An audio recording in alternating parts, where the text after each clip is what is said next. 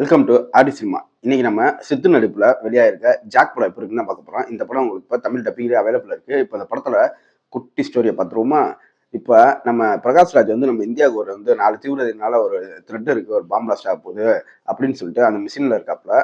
இதுக்கிடையில நம்ம ஹீரோ வந்துட்டு ரா ஏஜென்ட் ஆகணும்னு சொல்லிட்டு ஒரு இன்டர்வியூ அட்டன் பண்றாப்புல. ஆனா அந்த இன்டர்வியூல அவர் ரிஜெக்ட் ஆனதே தெரியாம தான் ரா ஏஜென்ட் ஆக போறோம் அப்படின்ட்டு ஏதாவது தீவிரவாதிகளை கண்டுபிடிக்கிட்டு இந்த மிஷினுக்குள்ள போய் ஜாயின் ஆயிராப்புல. இதுக்கப்புறம் நடக்கிற சம்பவம் தான் இந்த படத்தோட கதை. படத்துல தமிழ் டப்பிங் ரொம்ப நீட்டா அருமையாவே பண்ணியிருந்தாங்க. படத்துல சினிமோட்டோகிராஃபியா இருக்கட்டும், சவுண்ட் எஃபெக்ட்ஸா இருக்கட்டும், இதெல்லாம் ரொம்ப நீட்டாவே இருந்துச்சு. அதுவும் இன்ட்ரோலுக்கு முன்னாடி வர ஒரு சேசிங் ஃபைட்டு அது ரொம்ப நீட்டாவே எடுத்திருந்தாங்க. படத்துல அங்கங்க ஹீரோட காமெடி எல்லாம் கொஞ்சம் நல்லாவே ஒர்க் ஆயிருந்துச்சுன்னு தான் சொல்லணும். ஆனா ஹீரோயின் வந்து நம்ம ஹீரோவ யாரு என்னான்ட்டு டிடெக்டிவ் பண்ணி வருவாங்க. அந்த கேரக்டர் வாமா மின்னல் அளவுக்கு தான் எழுதப்பட்டிருந்துச்சு.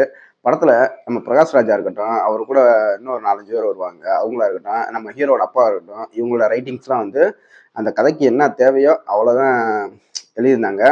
அவங்களோட பெர்ஃபார்மன்ஸ்லாம் நீட்டாக இருந்தாலுமே அவங்களாம் வீணடிக்கப்பட்டதாக தான் எனக்கு தெரிஞ்சுச்சு. ஏன்னா ஹீரோட ரைட்டிங் மட்டும்தான் நல்லா எழுதியிருந்தாங்க.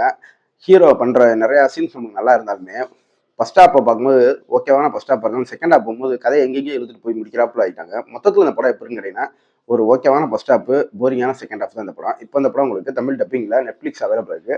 ட்ரை பண்ணா ட்ரை பண்ணி பாருங்க. இன்னொரு வீடியோவில் சந்திப்போம்.